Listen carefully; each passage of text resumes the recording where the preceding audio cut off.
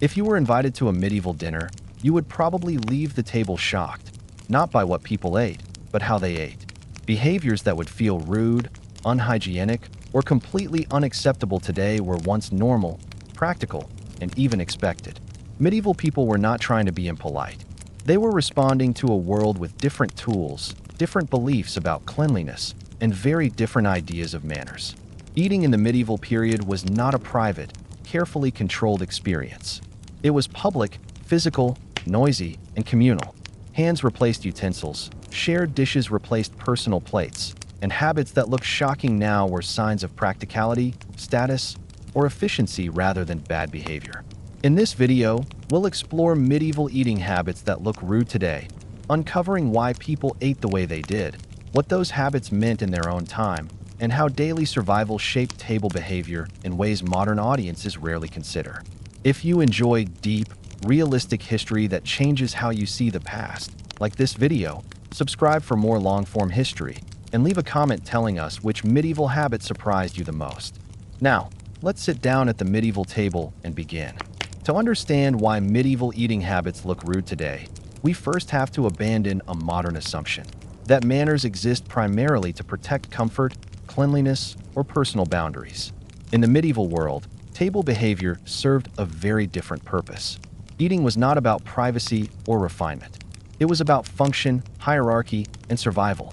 What appears rude to us was often practical, expected, and socially meaningful to them.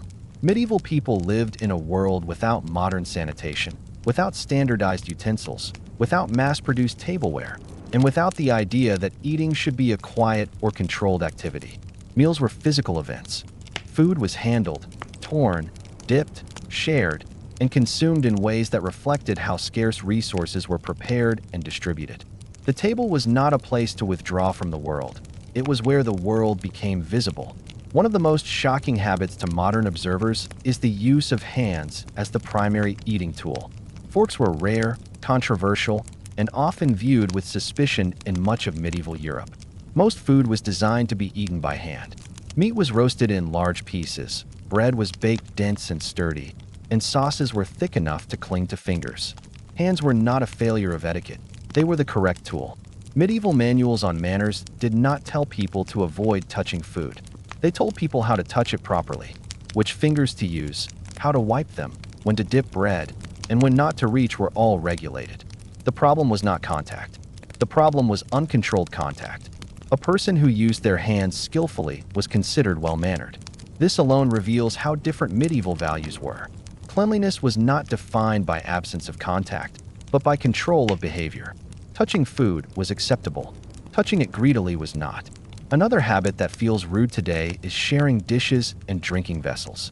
Medieval meals were communal by design. Plates were rare, expensive, and unnecessary. Food was placed in shared bowls or on large platters. Several people ate from the same source. Drinking cups were passed along the table. To modern sensibilities, this feels unhygienic. To medieval people, it was normal and unavoidable. Disease was not understood in the same way. But more importantly, individual separation was not the priority. Eating together from shared dishes reinforced bonds, hierarchy, and trust. Refusing to share could be seen as antisocial or arrogant. In many households, bread served as a functional plate. Thick slices, often called trenchers, were placed under food to absorb juices. These bread pieces were then eaten later or given away. Using bread this way meant food was meant to spill, drip, and be handled directly. Clean edges and neat portions were not expected. Modern dining prioritizes containment. Medieval dining accepted mess as normal. Another behavior that looks rude today is audible eating. Chewing sounds, slurping, and vocal appreciation of food were common. Silence was not considered polite. Eating was social. Sounds signaled enjoyment, health, and presence. A quiet table could feel uncomfortable or even suspicious. Noise also served a practical function. In large halls, sound confirmed participation. A silent diner might appear disengaged or ungrateful. Expressing satisfaction vocally reassured hosts that food had been received well. What modern people interpret as bad manners, medieval people often interpreted as engagement. Medieval diners also frequently used personal knives at the table. These knives were not table settings provided by hosts. They were personal tools carried daily. Cutting food at the table was normal. Pre-cut portions were rare, especially among lower and middle classes. This meant that cutting, tearing, and holding food with fingers were expected behaviors. The table was an extension of daily labor habits, not a separate refined space. Another practice that feels rude today is wiping hands on clothing or shared cloths. Napkins existed, but not in the modern sense. They were often communal or limited in number. Clothing was durable and designed to be cleaned. Wiping hands discreetly on one's garments was not shocking. Cleanliness was about removing excess, not eliminating contact entirely. Medieval fabrics were coarse and forgiving. They were made to be used, not protected. Spitting and bone disposal also shock modern audiences. Bones were often discarded onto the floor or into shared containers. Spitting, within limits, was tolerated. Floors were frequently covered with rushes or straw precisely because mess was expected. These coverings were periodically replaced. This does not mean medieval people were indifferent to filth. They simply managed it differently. Containment mattered less than renewal. The environment was cleaned by removal and replacement, not by constant prevention. Another habit that feels rude today is reaching across others. Medieval tables were often crowded. Space was limited. People reached, leaned, and moved around food freely. Strict personal boundaries were unrealistic. Table behavior adapted to density, not comfort. Manners addressed intention, not movement. Reaching respectfully was acceptable. Grabbing aggressively was not. Status played a significant role in eating behavior. Higher status individuals had more control over food access, placement, and order of service. Lower status diners accepted waiting, sharing, and limited choice. What looks rude today, such as eating quickly or taking larger portions, was often a rational response to uncertainty. Food scarcity shaped behavior.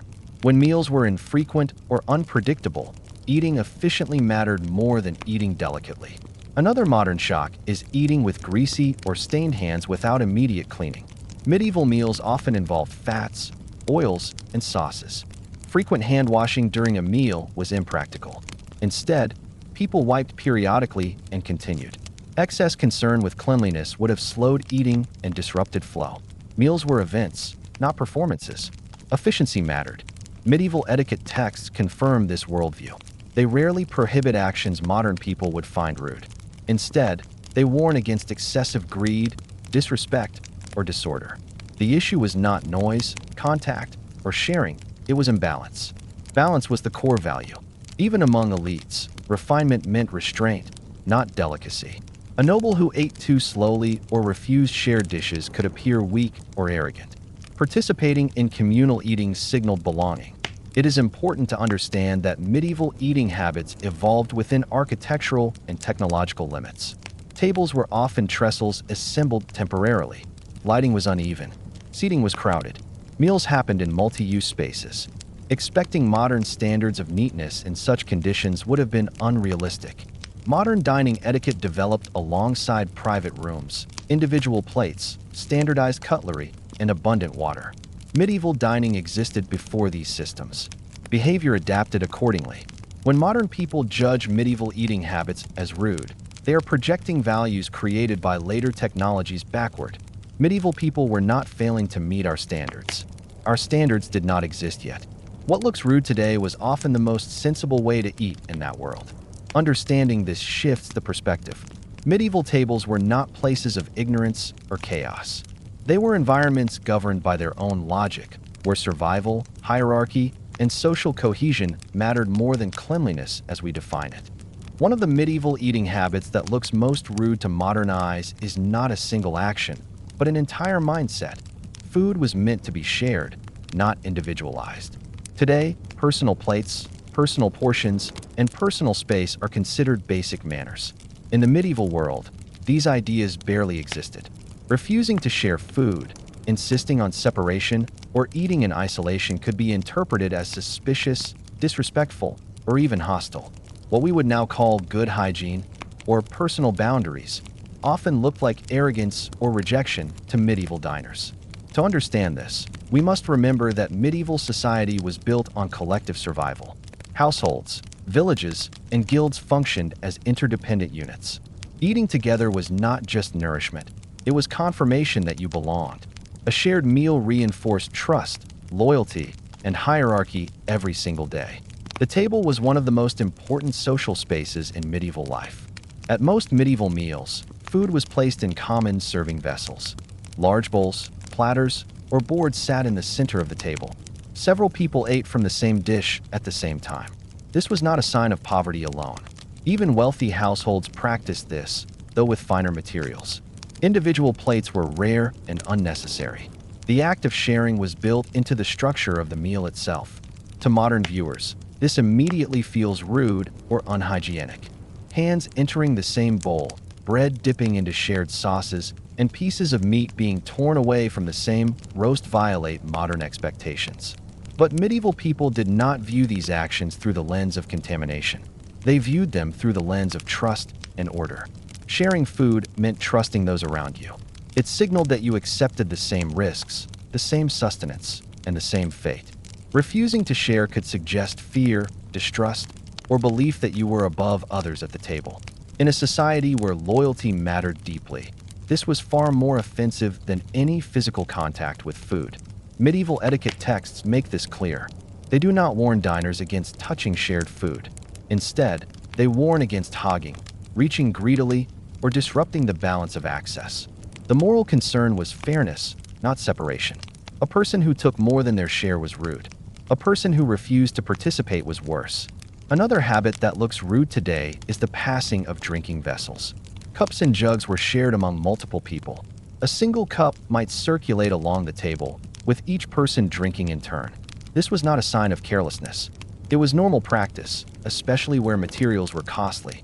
Drinking from the same vessel reinforced equality within rank. It also made hierarchy visible. Higher status individuals drank first. Lower status individuals waited. Order was maintained through sequence, not through separation. Modern people often imagine medieval diners as unaware of cleanliness. This is incorrect. Medieval people were highly aware of visible dirt. What they did not possess was a modern understanding of invisible contamination. Cleanliness was judged by appearance and smell, not by microscopic theory. If a cup looked clean and smelled fine, it was acceptable. Refusing to drink from a shared cup because of invisible fears would have made no sense within their worldview. Instead, it would have appeared insulting. Another behavior that feels rude today is dipping bread into shared sauces. Bread was not just food, it was a tool. Thick bread absorbed liquids and carried food to the mouth. Dipping was expected. Sauces were made thick enough to support this practice. Manners did not forbid dipping. They regulated how it was done. Bread should not be double-dipped excessively. It should not be soaked messily. Control mattered. Participation did not offend. Lack of control did. Bread itself was often shared in loaves that were broken apart by hand. Breaking bread was literal. It created portions in the moment rather than in advance. This meant crumbs, tearing, and uneven pieces were normal. Neatness was not the goal. Distribution was. Another shocking habit to modern audiences is eating from the same side of a dish as another person, sometimes simultaneously. Medieval tables were crowded. Space was limited. Reaching across someone's food space was unavoidable. Manners focused on awareness rather than avoidance. You were expected to watch others, adjust your movement, and avoid knocking or grabbing aggressively. The expectation was cooperation, not isolation. Medieval meals were also slowly paced, but physically active. Food arrived in courses, but each course involved movement. Cutting, tearing, passing, dipping, pouring. This constant activity made strict personal boundaries unrealistic. Eating was not a quiet, contained act. It was communal labor. Silence at the table could feel awkward. Conversation, commentary, and even instruction were part of eating. Elders corrected behavior openly. Children learned by imitation. Eating was education. Another habit that looks rude today is using one's personal knife to take food directly from a shared platter. Forks were rare, and serving utensils were uncommon. The personal knife was the primary tool. Using it to cut a piece from a roast or lift food was normal. What mattered was where you cut. You were expected to cut from your side of the dish, not from the center or someone else's portion. Again, balance mattered more than separation. Modern diners are shocked by the idea of touching communal food after touching one's mouth. Medieval people addressed this differently. Wiping hands between bites was normal. Cloths or sleeves were used. Hands were not constantly cleaned. but excess grease or residue was removed regularly. The goal was not sterility. It was maintaining flow. Stopping repeatedly to wash would have disrupted the meal and signaled discomfort with the shared space. Another behavior that feels rude today is taking food with speed. Medieval diners often ate quickly, especially among lower and middle classes. This was not greed. It was caution. Food was not guaranteed. Eating efficiently ensured you received enough before the dish was empty. Slowness could be interpreted as disinterest or weakness. In some contexts, eating heartily demonstrated health and appreciation. Elites ate more slowly, but even then, speed was not condemned unless it became disorderly. Excess restraint could look affected. Another habit that modern people find shocking is commenting openly on the food while eating. Medieval diners frequently spoke about taste, texture, and satisfaction aloud. This was not rude. It reassured hosts. Silence could be interpreted as dissatisfaction. Compliments were not subtle. They were direct. Appreciation was expected to be visible and audible. Medieval meals also lacked the concept of personal leftovers. Food left in shared dishes belonged to the group, not individuals. Taking remaining food later was normal. The idea that food belonged to a single person once served did not exist in the same way. This reinforces why sharing was central. Food was not owned at the table. It was distributed through behavior. From a modern perspective, all of this looks chaotic, rude, and unhygienic. From a medieval perspective, it was structured cooperation. Rules existed, but they were oriented toward fairness, hierarchy, and continuity rather than personal comfort. What modern people often fail to realize is that refusing to participate in shared eating would have been far more offensive than any habit we now label rude. Eating separately suggested rejection of community. That was dangerous. Medieval eating habits reflect a world where togetherness mattered more than boundaries. Food was one of the few reliable sources of daily stability. Sharing it reinforced bonds that kept people alive. If medieval sharing habits already feel rude to modern eyes, the physical mess of medieval eating is often what truly shocks people today. Greasy fingers, visible bones, food scraps on the table or floor, stained clothing, and the absence of constant cleaning all clash violently with modern expectations of neatness. Yet in the medieval world, this mess was not a sign of poor manners, laziness, or ignorance. It was an unavoidable and accepted consequence of how food was prepared, served, and consumed in a society built around scarcity, physical labor, and reuse. To understand this, we must begin with a simple truth. Medieval food was not designed to be tidy. It was designed to be efficient, filling, and durable. Most meals relied heavily on roasted meats, dense bread, thick stews, and sauces rich in fat. These foods were cooked over open fires, handled directly, and served in large portions meant to be divided at the table. Neatness was not a realistic goal. Modern dining assumes that food should arrive already portioned, cut, and easily consumed with minimal contact. Medieval dining assumed the opposite. The table was a place where food was broken down manually. Cutting, tearing, stripping, dipping, and gnawing were expected actions, not lapses in etiquette. One of the most shocking habits today is the visible handling of bones. Medieval people ate meat attached to bone far more frequently than we do. Meat was roasted whole or in large sections. Individual portions were created at the table, not in the kitchen. This meant diners held bones, stripped meat with their teeth, and placed bones aside openly. Bones were not hidden or discreetly removed. They were placed on the table edge, in shared containers, or directly onto the floor. This behavior feels rude today because modern tables are designed to remain visually clean. Medieval tables were not. They were working surfaces, not display areas. Floors were part of this system. Many medieval dining spaces used rushes, straw, or other coverings specifically because debris was expected. These coverings absorbed spills, grease, and scraps. They were replaced periodically, not constantly cleaned. This system accepted mess as inevitable and managed it through replacement rather than prevention. Modern people often mistake this for indifference to cleanliness. In reality, it was a different model of cleanliness. Cleanliness was measured over time, not moment by moment. A floor covered in fresh rushes was considered clean, even if it became messy during a meal. What mattered was that it could be renewed. Another habit that looks rude today is greasy hands and faces during eating. Medieval meals involved fats that clung to skin. Frequent washing during a meal was impractical, especially in colder climates or spaces without easy water access. Instead, people wiped periodically using cloths, bread, or clothing. Clothing itself was built for this reality. Medieval garments were sturdy, layered, and made from fabrics that could tolerate staining and repeated cleaning. Wiping hands discreetly on one's clothing was not shocking. It was expected. What mattered was moderation. Excessive smearing or careless mess signaled greed or lack of control. Controlled mess was normal. Uncontrolled mess was rude. Modern dining etiquette places enormous emphasis on invisibility. Medieval etiquette emphasized containment. Mess could exist as long as it stayed within accepted boundaries. Another practice that feels rude today is leaving food residue visible during the meal.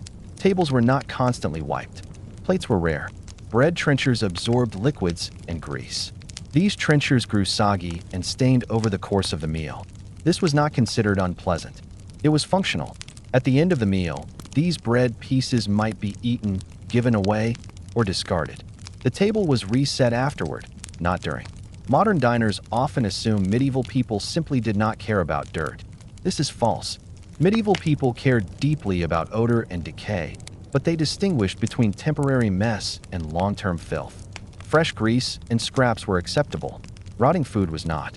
This distinction explains many habits that look rude today. Leaving bones visible was fine. Leaving spoiled food was not. Spilling wine was forgivable. Letting it sour and smell was not. Another shocking habit is eating with visibly dirty hands by modern standards. Medieval people did wash hands before meals when possible. Hand washing signaled readiness to eat. However, they did not wash hands constantly throughout the meal. Once eating began, wiping was sufficient. The modern obsession with continuous hand cleanliness is tied to modern germ theory and abundant water access. Medieval societies lacked both. Their standards evolved accordingly. Spitting is another behavior that modern audiences find offensive. Medieval dining tolerated spitting within limits. Spitting bones, gristle, or excess saliva away from the table was common. Doing so into the fire, onto the floor, or into designated areas was acceptable. Spitting onto the table or food was not. Again, control mattered more than elimination. Noise accompanied this physicality. Chewing sounds, tearing, and gnawing were audible. Silence was not expected. Eating was work, and work made sound. Modern people associate quiet eating with politeness because modern eating requires little effort. Medieval eating was physically demanding. Expecting silence would have been unrealistic. Another habit that looks rude today is reaching across greasy areas or handling food that had already been partially eaten. This was unavoidable in shared dishes. Manners focused on awareness, avoiding unnecessary intrusion, not eliminating contact entirely. Medieval etiquette texts reflect this reality. They rarely instruct diners to avoid mess. They instruct them to avoid excess, greed, or disruption. The problem was not dirty fingers. The problem was taking more than one's share. Speed also played a role in mess. Medieval diners often ate efficiently. Food cooled quickly in large halls. Grease thickened as it cooled. Eating promptly prevented waste. Slow, delicate eating would have resulted in tougher food and greater mess later.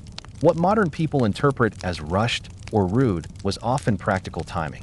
Another deeply unfamiliar habit is the lack of immediate cleanup. Plates were not cleared between every course. Scraps accumulated. This did not signal neglect. It reflected the rhythm of the meal. Cleanup came at the end, not constantly. Modern dining is built around interruption. Wipe, clear, reset. Medieval dining was built around continuity. Children learned these habits early. They were taught not to avoid mess, but to manage it. Learning when to wipe, where to place bones, and how to handle food respectfully was part of social education. From our perspective, medieval meals looked disorderly. From their perspective, they were predictably messy and therefore manageable. Another reason medieval eating appears rude today is because modern dining spaces are visually minimalist. Medieval spaces were already visually busy. Candles, smoke, bodies, animals, tools, and movement filled the room. Food debris did not stand out the way it would in a modern setting. Medieval people also lacked disposable items. Everything was reused. Cloths were washed. Floors were renewed. Tools were cleaned. Mess was tolerated because it was temporary. Modern culture, built on disposability, expects constant cleanliness. Medieval culture, built on reuse, accepted temporary disorder. It is also important to understand that medieval eating habits varied by status. Elites managed mess with slightly more restraint, but not elimination.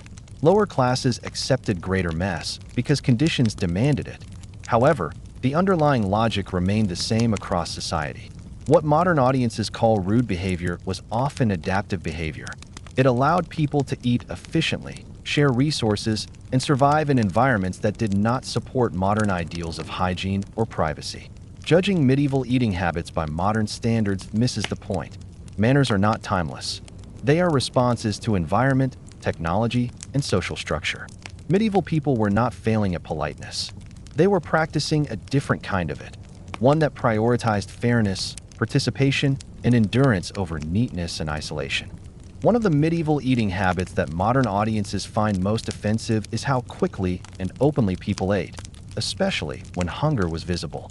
Today, speed at the table is often associated with greed, poor manners, or lack of self-control. In the medieval world, speed was not only acceptable, it was often rational, expected, and sometimes necessary.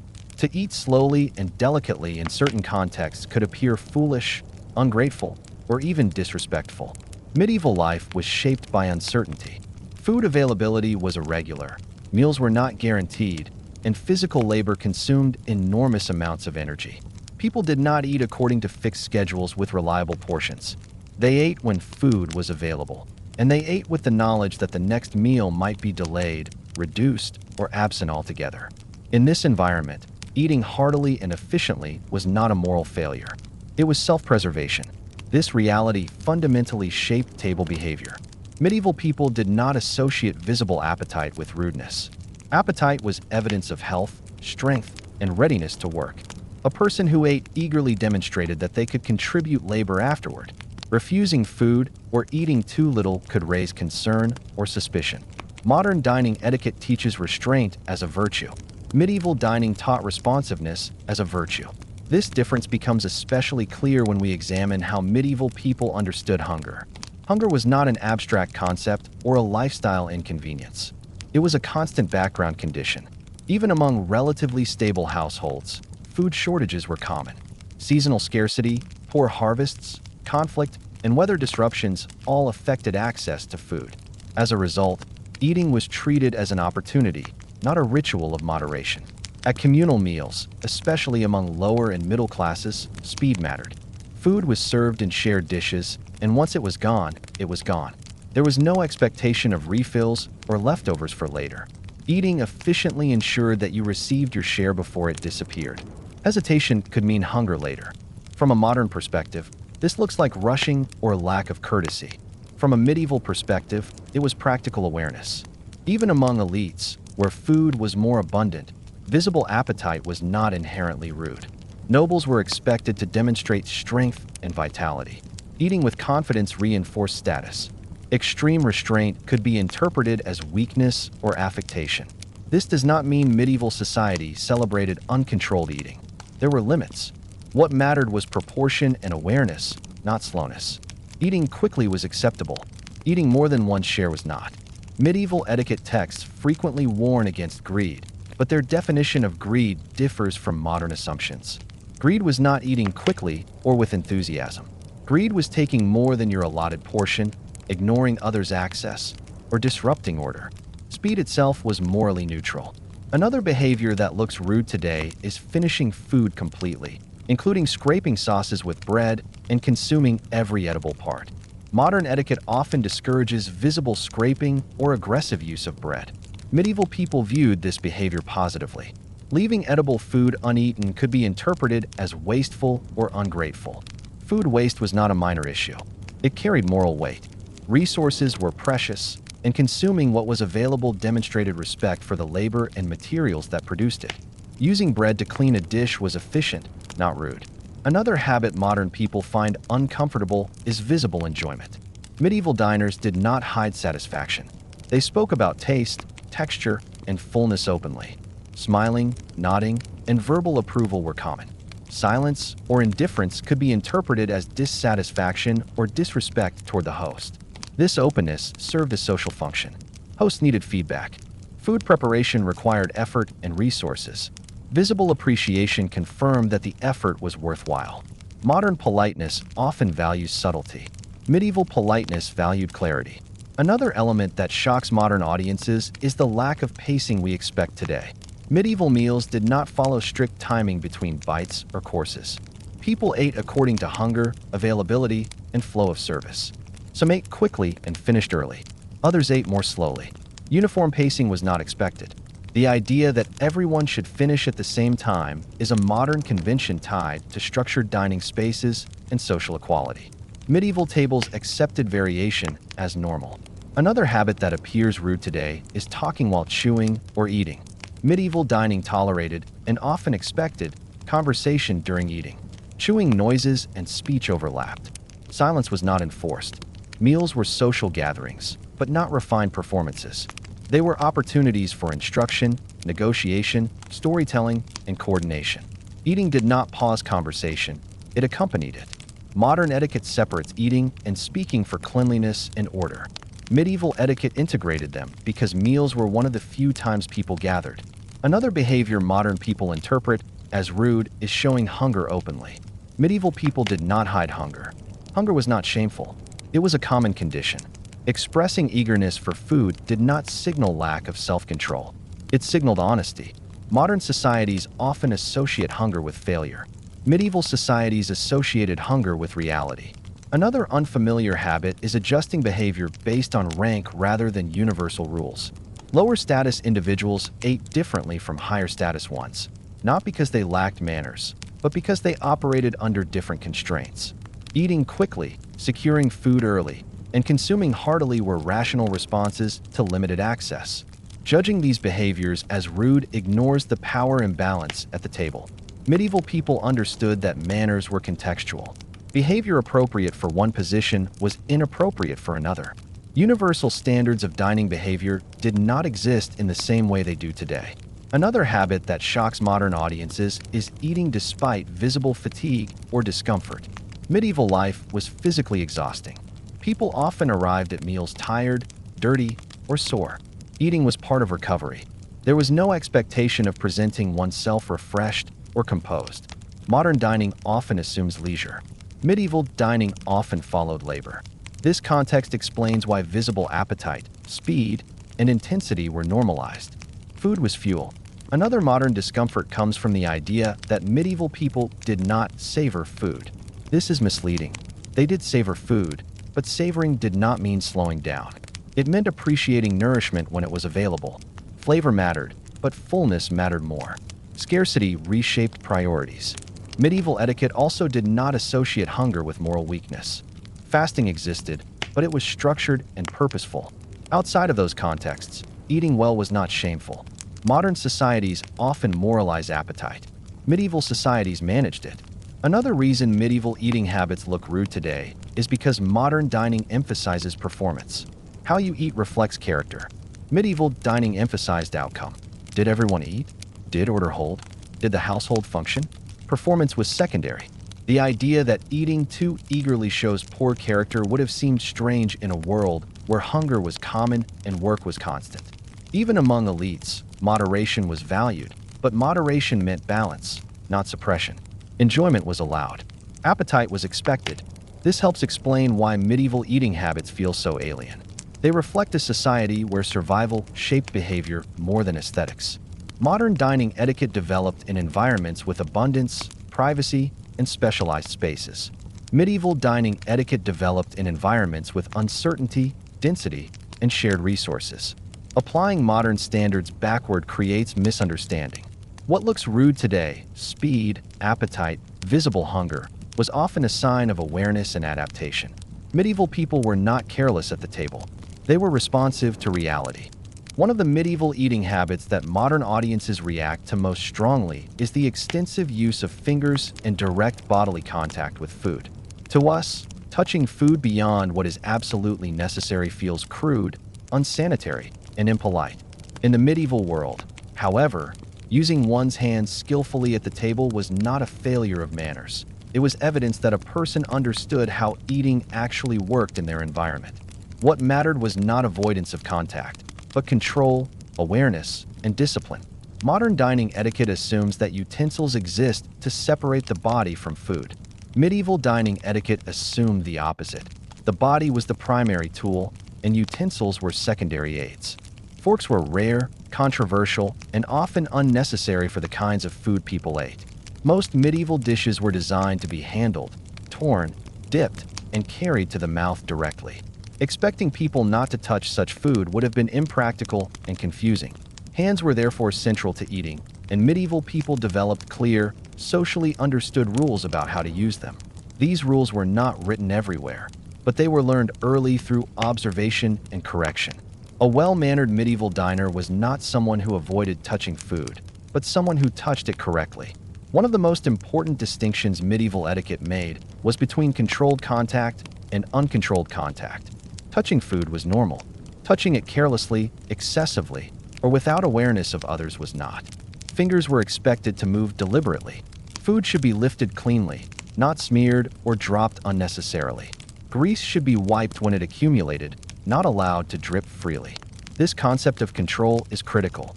Medieval manners did not seek to eliminate physicality. They sought to discipline it. Another behavior that looks rude today is holding food close to the mouth while eating, sometimes even biting directly from large pieces. This was not considered animalistic or uncivilized. It was efficient. Medieval food was often tough, fibrous, or unevenly cooked by modern standards. Bringing food closer reduced strain and waste. The idea that food should be cut into small, delicate pieces before reaching the mouth developed much later, alongside refined tableware and softer cooking methods. Medieval people adapted their movements to the food they had. Another habit that shocks modern diners is using fingers to mix food, especially bread with sauces or stews. This was expected. Sauces were thick and designed for dipping. Bread was intentionally sturdy so it could scoop, press, and absorb. Fingers guided the process. The idea of keeping hands completely clean while eating medieval food would have been unrealistic. Instead, people wiped regularly, maintaining a balance between progress and cleanliness. Wiping itself followed rules. Wiping fingers on a shared cloth or on one's clothing was normal, but it was done discreetly. Excessive wiping or dramatic gestures drew attention and could be seen as crude. Again, moderation mattered more than avoidance. Modern audiences often assume medieval people simply accepted filth. This is false. Medieval people cared deeply about visible order. Hands should not be visibly caked with food. Grease should not be transferred unnecessarily.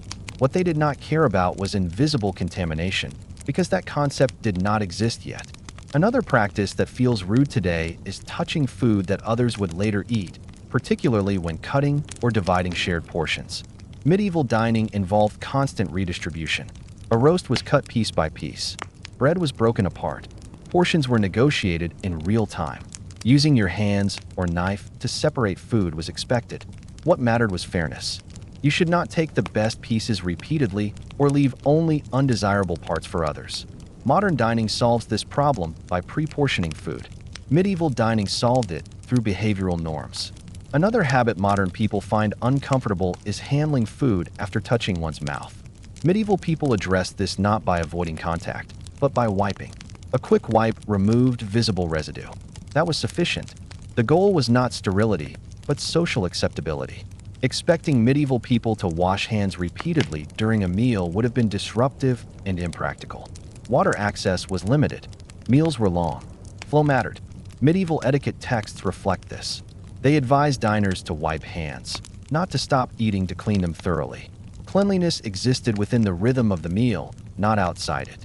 Another behavior that looks rude today is using the same hand for multiple purposes, holding food, wiping fingers, gesturing while speaking. Modern etiquette discourages this. Medieval etiquette accepted it as inevitable. The key was restraint. Gestures were smaller. Movements were economical. A skilled diner minimized unnecessary motion even while using hands extensively. Children learned this early.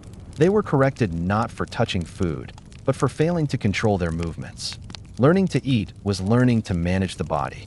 Another unfamiliar habit is eating with both hands when necessary. Large pieces required two-handed grip. This was normal. Attempting to manage such food delicately with one hand would have been inefficient and potentially wasteful. Modern utensils allow us to eat large portions with minimal movement. Medieval people adapted their bodies to the task instead. Another shock to modern audiences is licking fingers. While this did occur, it was regulated. Licking excessively or noisily was frowned upon. But removing remaining sauce from fingers discreetly was acceptable. Waste was undesirable. Complete consumption was valued. Modern disgust at this behavior reflects modern abundance. Medieval societies valued usefulness. Another habit that appears rude today is touching shared bread repeatedly. Bread was central to medieval meals. It was broken, passed, dipped, and reused. Touch was unavoidable. Manners focused on not monopolizing or contaminating bread unnecessarily. Again, fairness outweighed separation.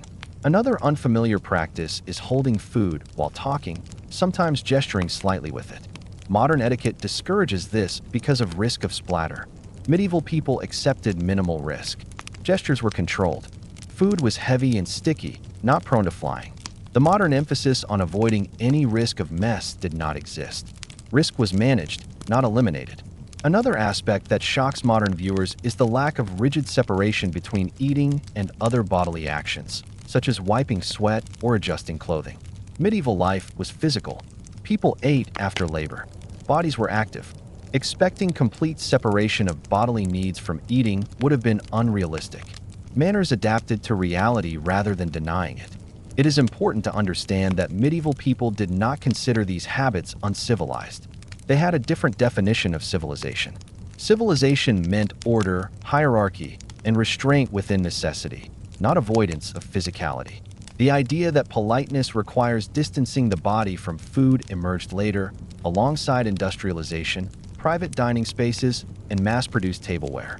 Medieval society existed before these conditions. Judging medieval eating habits as rude is therefore a category error. They were optimized behaviors, not careless ones. Another reason these habits feel rude today is that modern dining emphasizes appearance. Medieval dining emphasized function. How something looked mattered less than whether it worked. Medieval people did not eat for display. They ate to sustain themselves and reinforce social bonds. When modern viewers watch reenactments or illustrations of medieval eating, they often focus on hands, grease, and movement. Medieval observers would have focused on balance, sharing, and order. This difference in focus explains the misunderstanding. Medieval etiquette was not less sophisticated than modern etiquette. It was sophisticated in a different direction. It regulated behavior under conditions of scarcity, density, and physical labor. Modern etiquette regulates behavior under conditions of abundance, privacy, and comfort. Neither is universal. Each reflects its environment. Understanding this helps us see medieval eating habits not as failures of manners, but as successful adaptations. One of the medieval eating habits that modern audiences most often misinterpret as rude is not about food itself, but about hierarchy at the table.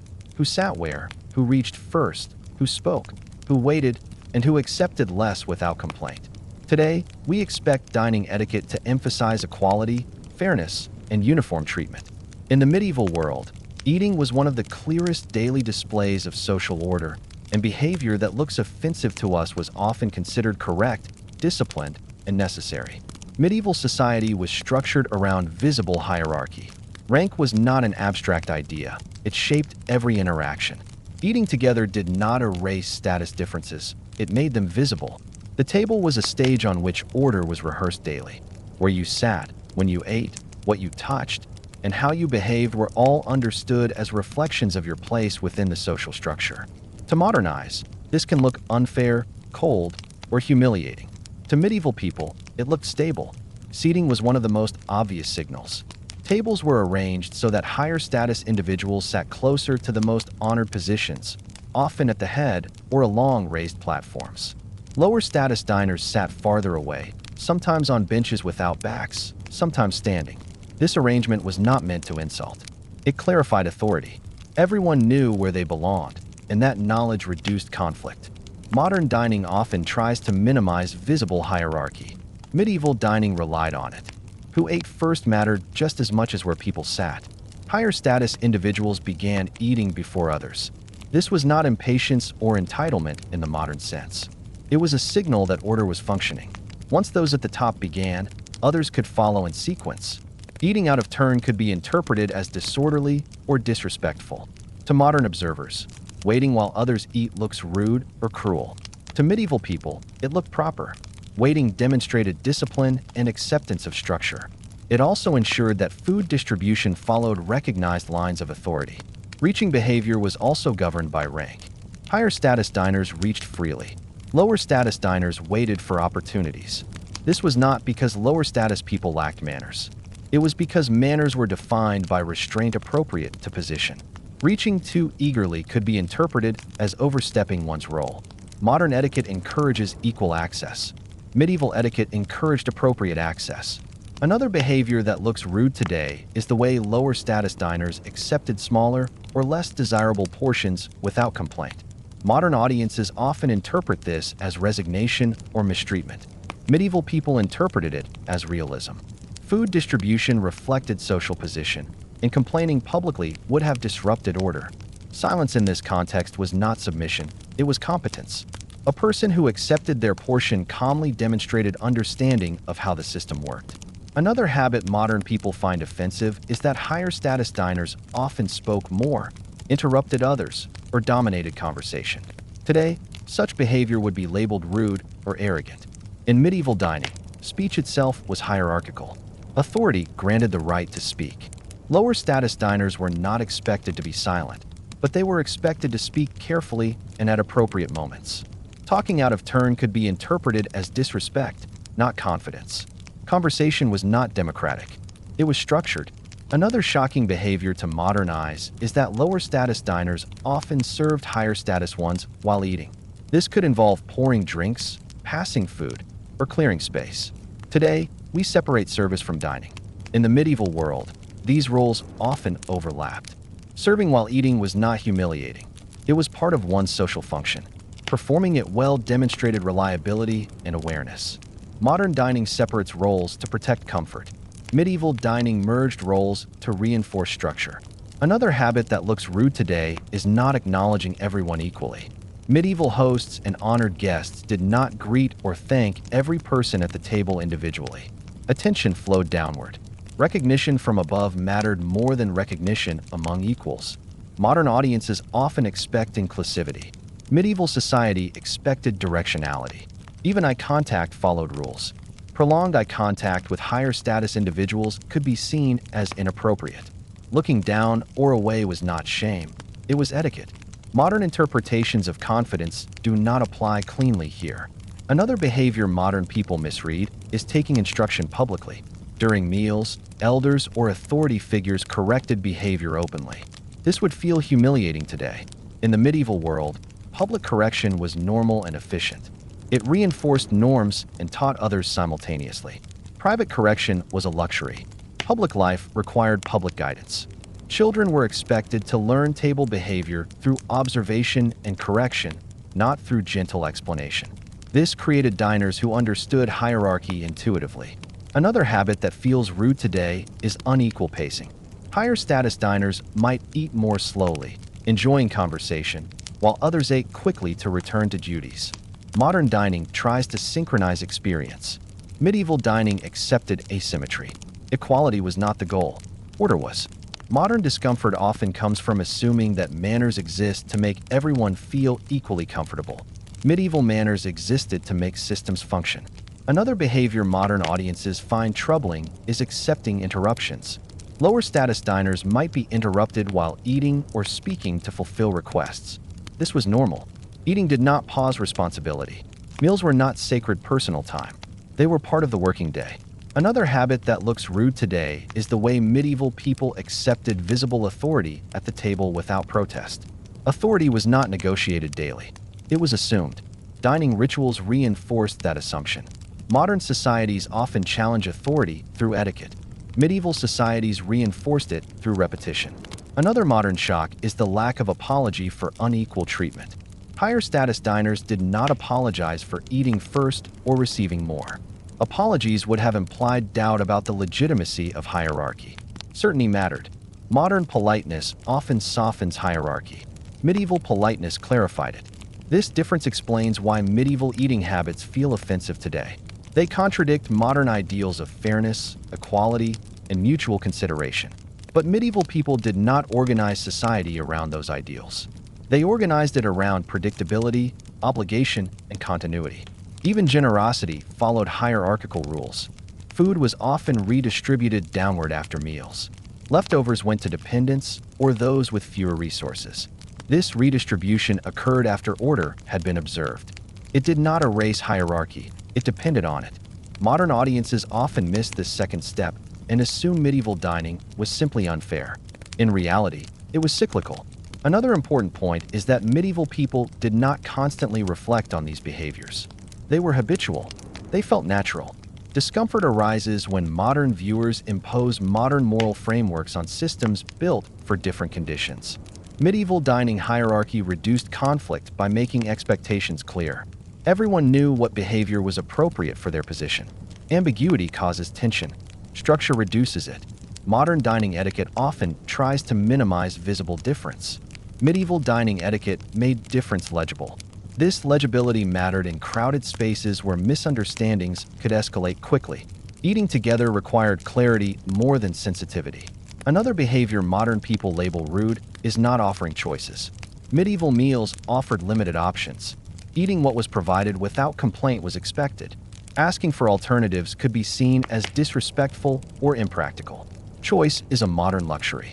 Medieval dining emphasized acceptance. Another modern discomfort comes from the way medieval people accepted silence from some and dominance from others. Silence was not invisibility. It was participation within bounds. Understanding this helps reframe medieval table behavior. What looks like rudeness is often discipline. What looks like arrogance is often role fulfillment. Medieval people did not attend meals to express individuality. They attended meals to reinforce belonging within structure. Judging medieval hierarchy at the table by modern standards of politeness misses the purpose of those standards entirely. Manners are not universal. They are tools shaped by environment, economy, and belief about what holds society together. In the medieval world, eating habits that look rude today were often the glue that kept daily life predictable. One of the most persistent misunderstandings about medieval eating habits is the belief that medieval people simply did not care about cleanliness. To modern eyes, their behavior at the table, dirty hands, shared vessels, visible mess, limited washing, looks careless, even rude. But this interpretation is based on modern definitions of hygiene, not medieval ones. Medieval people absolutely cared about cleanliness. They simply understood it differently, practiced it differently, and prioritized it differently based on what was physically possible and socially meaningful in their world. Cleanliness in the medieval period was not an abstract ideal. It was practical, visible, and situational. People judged cleanliness by what they could see, smell, and feel. The idea of invisible contamination did not exist. As a result, medieval eating habits focused on managing dirt, not eliminating it completely. This distinction is critical because it explains why behaviors that look rude today were once considered reasonable and even disciplined. Before meals, medieval people often washed their hands when water was available. Hand washing before eating was a sign of readiness and respect for the meal. In wealthier households, servants might pour water over guests' hands using basins and pitchers. This practice was not symbolic. It was practical. Hands that had been working all day needed to be visibly clean before touching food. However, this cleanliness was understood as temporary. Once the meal began, maintaining perfectly clean hands was unrealistic. Medieval meals were long, food was greasy, and water was not always close at hand. Stopping repeatedly to wash would have disrupted the meal and drawn attention to oneself. Instead, people wiped their hands regularly to remove visible residue and continued eating. From a modern perspective, wiping instead of washing feels inadequate. From a medieval perspective, it was efficient and sufficient. Cleanliness was about removing what could be seen, not preventing what could not be imagined. Another habit that looks rude today is the medieval acceptance of shared washing resources. Towels and cloths were often communal. Several people might use the same cloth to wipe hands. This was not seen as unhygienic. The cloth was expected to be cleaned later. During the meal, it served its purpose. Modern culture treats shared cloths as unacceptable because we understand how contamination spreads. Medieval culture understood cloths as tools for managing mess, not barriers against invisible danger. This same logic applied to drinking vessels. Cups were shared. People wiped the rim before drinking or turned the cup slightly to avoid obvious residue. That small gesture was considered polite. The goal was visible cleanliness, not sterility. Another behavior modern people find offensive is eating with hands that would still be considered dirty today. Medieval people accepted a level of residue that modern diners would not. This was not because they enjoyed dirt. It was because complete removal was impractical and partial removal was enough to maintain social order. Medieval people distinguished between fresh dirt and decay. Fresh grease from food was acceptable.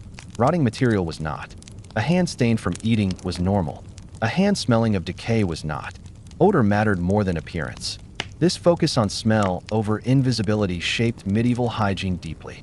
Bad smells were associated with danger, illness, and disorder. Neutral or food-related smells were not alarming. This is why medieval dining spaces could tolerate visible mess while still being considered clean. Another modern shock is the medieval tolerance for bodily awareness during eating. Adjusting clothing, wiping sweat, or shifting position was normal. Medieval life involved physical labor, and meals often followed work. Bodies were active. Expecting diners to appear untouched by labor would have been unrealistic. Modern dining often assumes leisure and comfort. Medieval dining often assumed fatigue and recovery. Another habit that looks rude today is spitting during meals. Medieval people did spit, but within limits. Spitting bones, gristle, or excess saliva into the fire, onto the floor, or into designated areas was acceptable. Spitting onto the table or near food was not. This distinction again reflects management rather than elimination. The act itself was tolerated, disorder was not. Modern audiences often imagine medieval halls as filthy because of these practices. In reality, medieval spaces were maintained through cycles of renewal. Floors were cleaned or covered with fresh materials. Cloths were washed. Tools were cleaned after use. Cleanliness was periodic, not constant. Modern hygiene relies on continuous maintenance. Medieval hygiene relied on scheduled renewal. Another behavior modern people interpret as rude is eating without constant self-monitoring. Medieval diners were not expected to worry constantly about how they looked while eating. Excessive self-consciousness could even appear suspicious or arrogant. Confidence and ease were valued.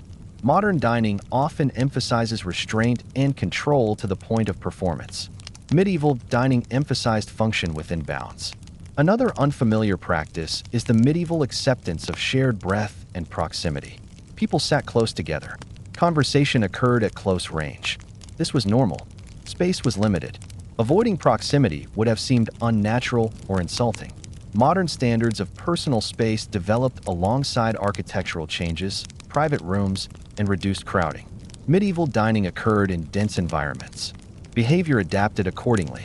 Another reason medieval eating habits look rude today is because modern culture places cleanliness in the category of moral virtue. Cleanliness implies discipline, care, and respect. Medieval culture placed cleanliness in the category of practical necessity. It was important, but it was not moralized in the same way. A person was judged more harshly for greed, disrespect, or disruption than for greasy fingers. Medieval etiquette texts confirm this. They focus on behavior that affects others, not on private physical states. Manners existed to preserve harmony, not to display refinement. Another habit modern people find shocking is eating with visible stains on clothing. Medieval clothing was designed to be durable and reusable. Stains were expected. Garments were cleaned regularly, but not protected obsessively. Modern fashion emphasizes preservation. Medieval clothing emphasized utility. Another misunderstanding comes from the assumption that medieval people were unaware of illness. They were aware of sickness, but they understood it differently. Illness was associated with imbalance, air, smell, and visible corruption. Eating habits were shaped by those beliefs, not by modern microbiology. As a result, behaviors that seem careless today were not careless within medieval logic. They were consistent. It is also important to recognize that medieval hygiene varied by context. Religious institutions, noble households, and urban centers often maintained higher standards than rural settings. But even in these contexts, the underlying logic remained visible-based cleanliness, not invisible prevention. Another habit modern people label rude is continuing to eat despite visible mess around the table. Medieval diners did not expect the environment to remain pristine during the meal. The meal itself was a controlled disruption. Order returned afterward. Modern dining expects order to remain constant. Medieval dining accepted temporary disorder. This difference reflects broader differences in worldview. Medieval people lived in a world where dirt, weather, animals, and labor were constant. Cleanliness was achieved through rhythm, not permanence. Understanding medieval eating habits requires letting go of the idea that manners are timeless. They are adaptive systems. What looks rude today was often the most sensible way to eat in a crowded, labor-intensive, resource-limited world. Medieval people were not ignoring hygiene. They were practicing a form of hygiene that matched their environment. One of the medieval eating habits that feels most uncomfortable to modern audiences has little to do with food itself and everything to do with sound, speech, and visible reaction at the table. Today, silence, controlled speech, and minimal noise are considered signs of politeness. Chewing quietly, waiting to speak, and keeping bodily sounds hidden are taught from childhood. In the medieval world, these expectations did not exist in the same way. Eating was loud, conversational, and expressive, and this was not considered rude. It was considered normal, healthy, and socially functional. To understand this difference, we must remember that medieval meals were rarely quiet or intimate. They often took place in large halls, crowded homes, inns, or communal spaces filled with people, animals, smoke, and activity. Silence in such environments was unnatural. Noise signaled life, participation, and engagement. A quiet table could feel tense, uncomfortable, or even suspicious. Medieval people did not associate noise with a lack of discipline.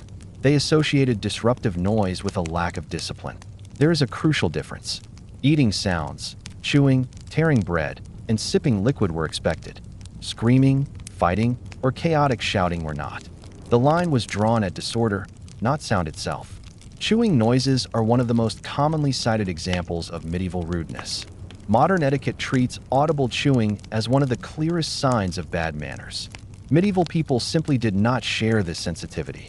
Food was often tough, fibrous, or unevenly cooked. Eating required effort. Expecting silence while chewing such food would have been unrealistic. Moreover, chewing sounds signaled that food was being eaten successfully. In environments where illness and malnutrition were common, visible and audible eating was reassuring. A person who ate quietly and sparingly might raise concern rather than admiration. Another habit that feels rude today is talking while eating. Medieval diners frequently spoke with food in their mouths, paused mid-bite to answer questions, or commented while chewing. This was not seen as careless. Meals were social gatherings, and conversation did not stop for eating. Eating and speaking were integrated activities. Modern dining etiquette often separates these actions to preserve cleanliness and order. Medieval etiquette prioritized continuity of interaction. Meals were one of the few times entire households or groups gathered. Important discussions, instructions, storytelling, and negotiations occurred during eating. Pausing conversation for every bite would have disrupted this flow. This integration of speech and eating also served educational purposes. Younger diners learned norms by listening to elders while eating. Corrections, advice, and expectations were communicated openly. Meals were classrooms as much as nourishment. Another behavior modern people find rude is commenting loudly on food. Medieval diners openly expressed approval or dissatisfaction. Praise was not subtle. A good dish was acknowledged clearly. This was not flattery, it was feedback. Food preparation required time, labor, and resources. Silence could be interpreted as disappointment. Compliments reassured hosts and cooks that their efforts were successful. Open commentary reinforced social bonds. Modern politeness values restraint. Medieval politeness valued clarity. Even negative commentary, when done within bounds, was not always offensive. Constructive criticism could lead to improvement. What mattered was tone and respect, not silence. Another unfamiliar habit is laughing, joking, or reacting emotionally while eating. Medieval meals were lively. Humor, teasing, and storytelling were common. Laughter did not interrupt eating, it accompanied it. Emotional expression was not considered a threat to order as long as it remained within social limits. Modern dining often expects emotional control. Medieval dining expected emotional presence. Another modern discomfort comes from bodily sounds beyond chewing, such as throat clearing or coughing. Medieval environments were smoky and dusty. Fires burned constantly. People cleared their throats without apology. These actions were not moralized. What mattered was intention. A sound made accidentally or out of necessity was acceptable. A sound made to disrupt or draw attention was not. Another habit that shocks modern audiences is speaking across the table loudly. Medieval tables were long. Rooms were large. Voices carried. Speaking softly would have been ineffective. Raising one's voice was not aggressive. It was practical. Modern dining spaces are quieter and smaller. Behavior adapted accordingly. Medieval behavior adapted to medieval space. Another difference lies in how medieval people understood self-consciousness. Modern etiquette often encourages diners to be aware of how they appear to others. Medieval etiquette encouraged awareness of how one's behavior affected the group. Excessive self-monitoring could appear arrogant or distracted. Ease was valued over refinement. Another habit modern audiences find rude is interrupting conversation to eat or vice versa. Medieval people did not rigidly structure turn-taking. Conversation flowed organically. Interruptions were normal. Hierarchy often determined whose interruption mattered. Modern conversational etiquette emphasizes equality. Medieval conversational etiquette emphasized authority and relevance. Another unfamiliar practice is the lack of apology for minor disruptions. Medieval diners did not apologize constantly for coughing, chewing loudly, or speaking mid-bite. Apologies were reserved for significant breaches of order. Over-apologizing could appear insincere or weak. Modern politeness relies heavily on apology. Medieval politeness relied on behavioral correction, not verbal acknowledgement. Another aspect that feels rude today is the acceptance of visible appetite sounds, such as sighs of satisfaction or exclamations during eating. These sounds were not embarrassing. They were affirmations of nourishment and success. Modern dining often treats pleasure as private. Medieval dining treated pleasure as shared. Another reason medieval eating sounds feel rude today is that modern dining spaces are designed to amplify sound minimally. Medieval spaces were already loud. Eating sounds blended into the background. They did not stand out the way they would in a quiet modern restaurant. Context changes perception. Another habit modern people find uncomfortable is discussing practical matters while eating, including work, logistics, or discipline. Medieval meals did not separate nourishment from responsibility. Eating was part of the working day. Instructions were given. Plans were made. Decisions were reinforced. Modern dining often treats meals as breaks from responsibility. Medieval dining treated them as extensions of daily life. Another modern discomfort comes from the absence of what we consider table decorum, such as waiting for everyone to finish before speaking or pausing conversation for formal moments. Medieval meals did not emphasize synchronized behavior. People ate, spoke, and reacted at different paces. Uniformity was not the goal. Another habit modern audiences misread is public correction of speech or behavior during meals. Elders corrected children and subordinates openly. This was not humiliation. It was education. Meals were efficient times for instruction. Modern culture prefers private correction. Medieval culture valued immediate clarity. Another reason medieval table behavior feels rude today is that modern dining etiquette evolved partly to mask bodily reality. We hide chewing, swallowing, and effort. Medieval etiquette accepted the body as present and active. This acceptance reflects a world where bodies worked constantly and could not be ignored. Medieval people did not believe that civility required pretending the body was not there. Civility required managing the body responsibly. Another habit that shocks modern diners is the lack of embarrassment around eating noises. Embarrassment is culturally learned. Medieval people learned different triggers for shame. Greed, disrespect, and disorder caused shame. Sound did not. Modern shame around sound reflects modern values, not universal ones. Another difference lies in how medieval people understood attention. Attention was collective. Everyone knew what everyone else was doing. Eating loudly did not draw special attention because attention was already shared. Modern dining spaces often isolate individuals within silence. Any sound stands out. Medieval spaces did not function that way. Another habit modern people find rude is continuing conversation while others are still chewing or swallowing. Medieval people did not wait for perfect pauses. Conversation flowed continuously. Pauses were unpredictable due to the physical nature of eating. Modern conversation etiquette evolved alongside smoother, softer food. Another aspect that feels rude today is the acceptance of uneven participation. Some people talked constantly. Others listened. Silence was not interpreted as exclusion. It was part of hierarchy and personality. Modern dining emphasizes equal participation. Medieval dining emphasized functional participation. Understanding medieval eating sounds and speech requires understanding medieval priorities.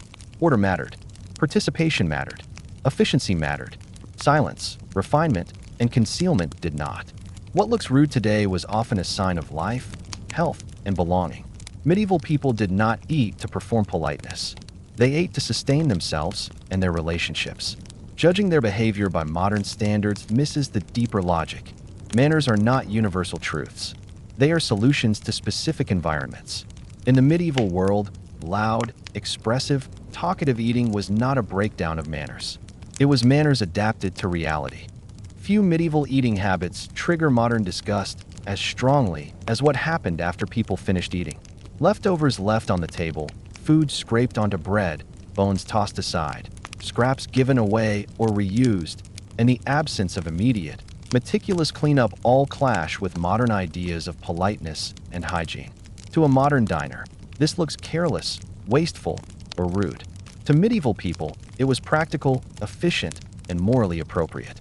To understand this, we must first let go of a modern assumption that a meal ends when the last bite is swallowed. In the medieval world, a meal did not truly end until every useful outcome of that food had been extracted. Eating was only one phase in a longer process that included redistribution, reuse, disposal, and renewal. Table behavior extended beyond personal consumption. Medieval society operated under conditions of scarcity. Food was expensive to produce, unpredictable to obtain, and dangerous to waste. Even wealthy households understood this. Waste was not merely inefficient, it was morally suspect. Because of this, medieval eating habits emphasized usefulness over presentation, and this principle continued long after diners were full. One of the most shocking practices to modern eyes is the visible accumulation of bones, gristle, and scraps during meals. As discussed earlier, bones were often placed openly on the table or dropped onto the floor. This did not signal neglect. It signaled that the edible portion had been consumed and the remainder was being handled according to established custom. Bones were not trash in the modern sense. They had potential future use. They could be boiled again, used for tools, or fed to animals. Throwing them away immediately would have been wasteful. Leaving them visible kept them within the cycle of use. Another habit that looks rude today is scraping dishes clean with bread, often very thoroughly. Modern etiquette discourages this behavior, especially in public settings, because it appears greedy or messy. Medieval people viewed it differently.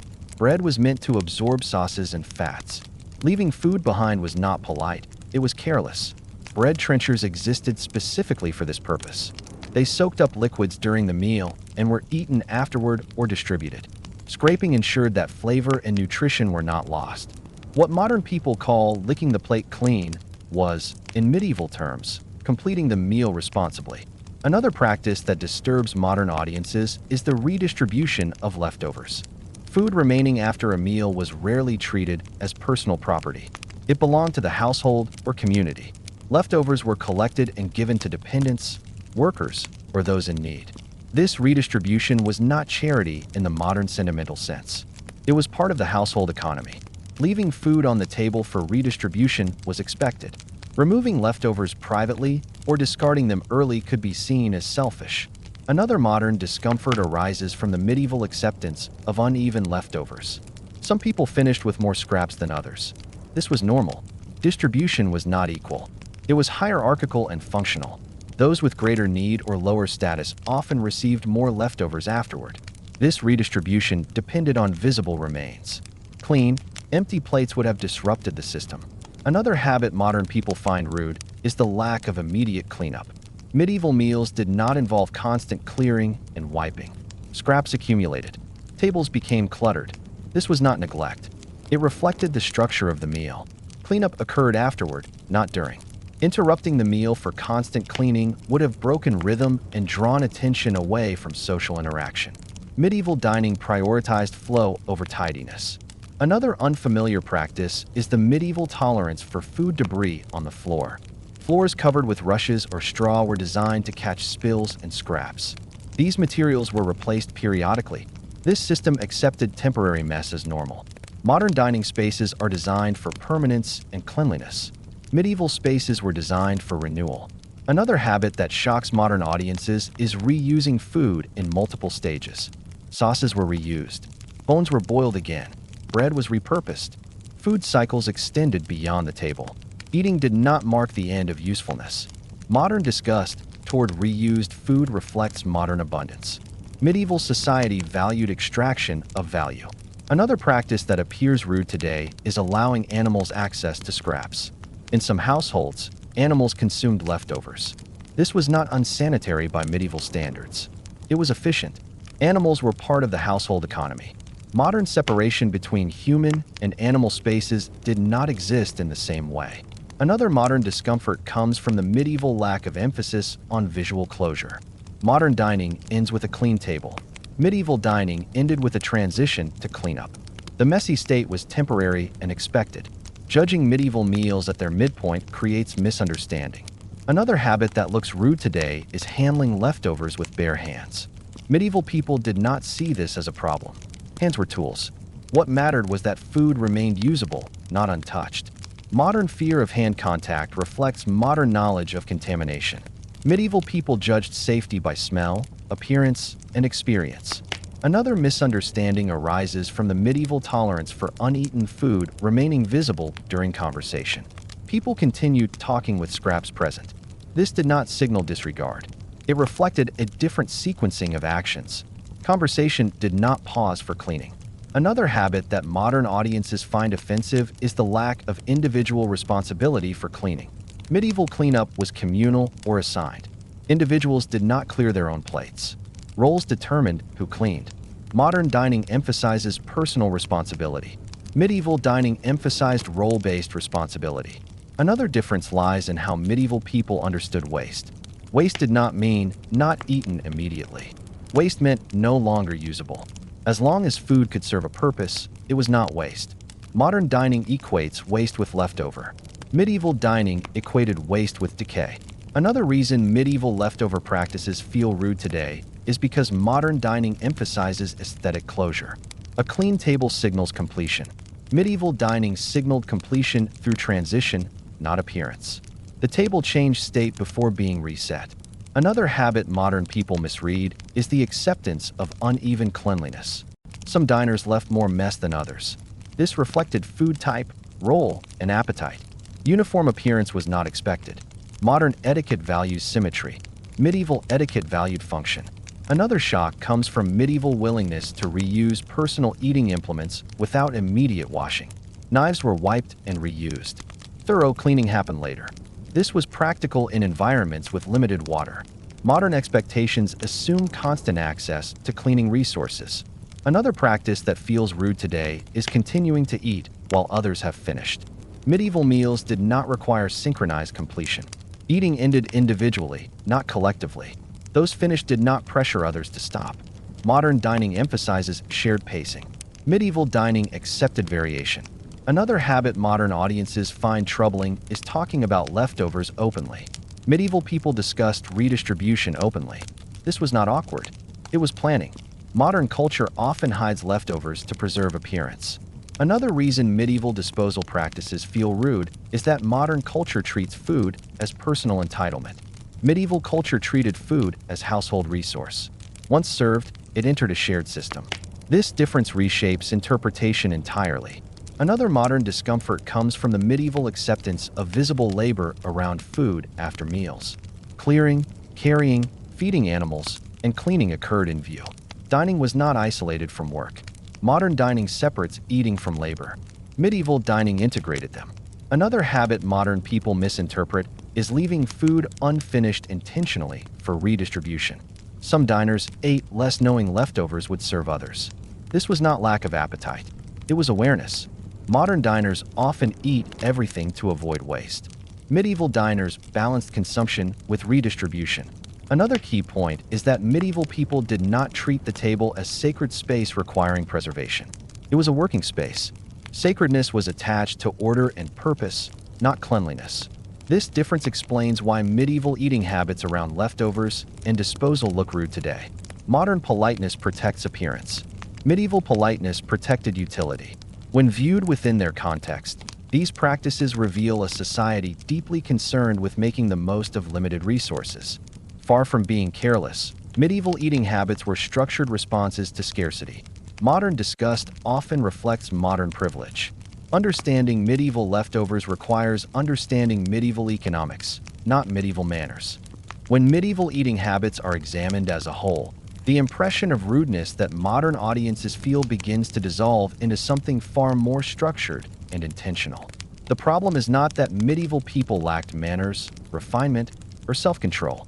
The problem is that modern people assume manners exist to serve the same purpose in every time and place. In reality, manners are tools shaped by environment, resources, architecture, technology, and social priorities.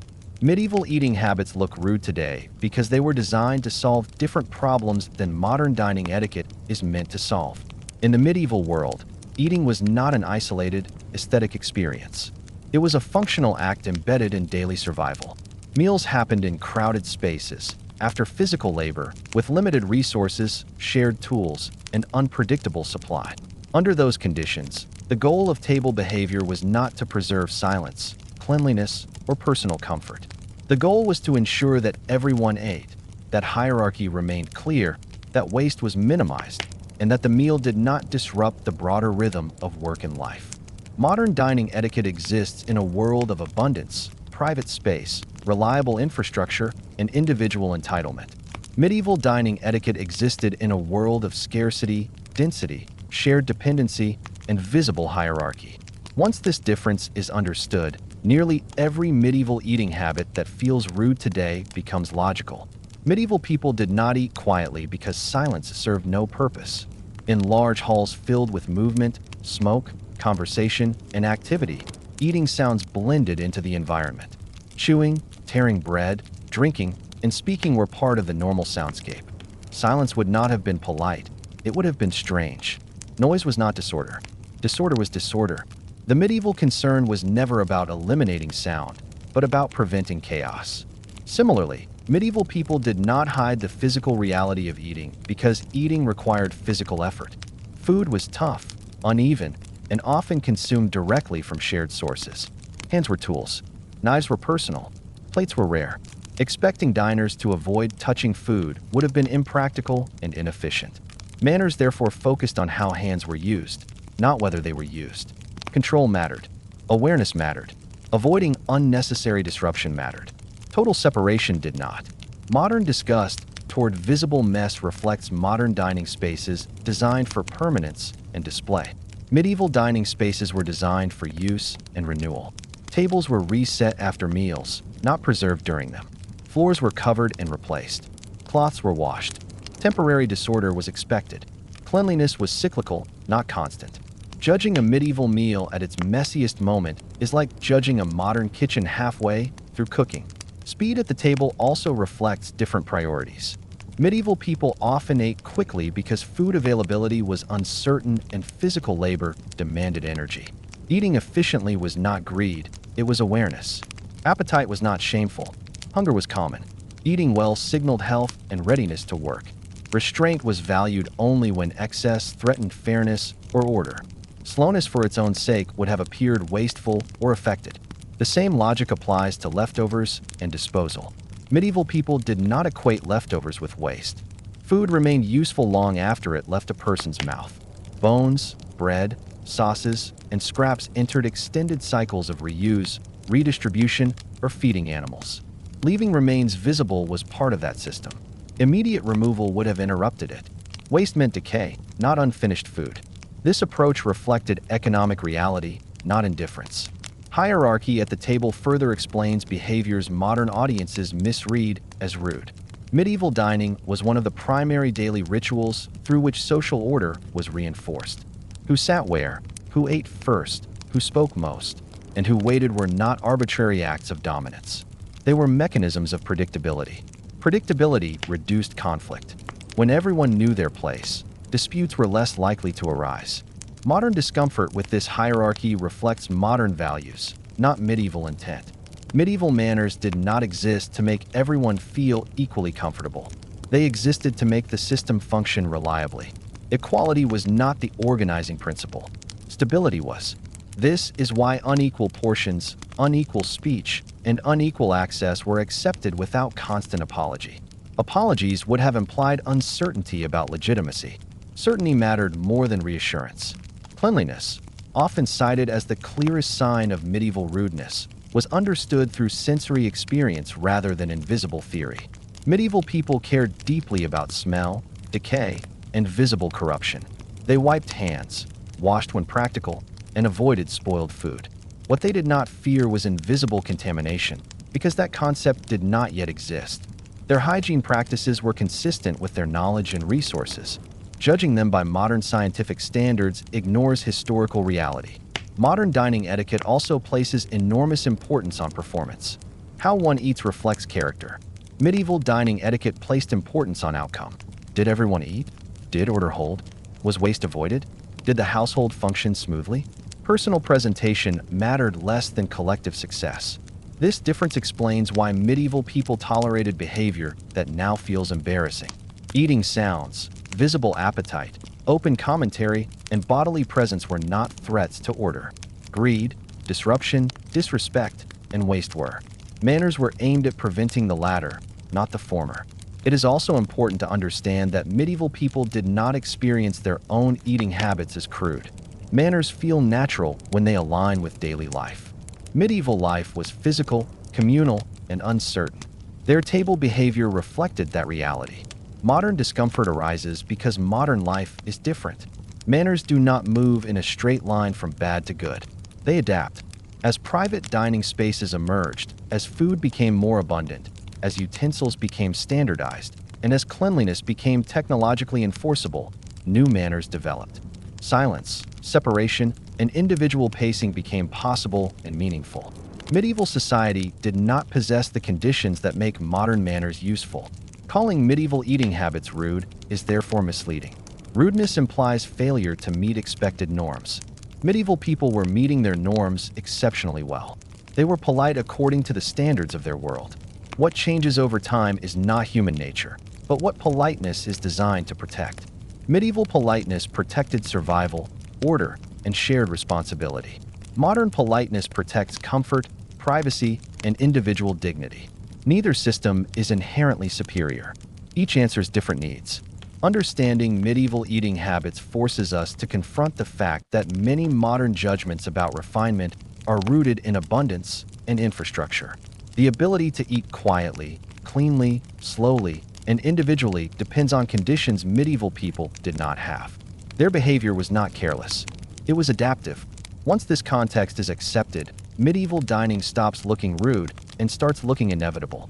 It was the most practical way to eat in a crowded, labor-driven, resource-limited world where meals were social tools as much as nutritional ones. Medieval people did not eat to display manners. They ate to sustain life and reinforce structure. Their table behavior reflected that priority clearly, consistently, and effectively. And that is why medieval eating habits only look rude today when they are judged outside the world that produced them.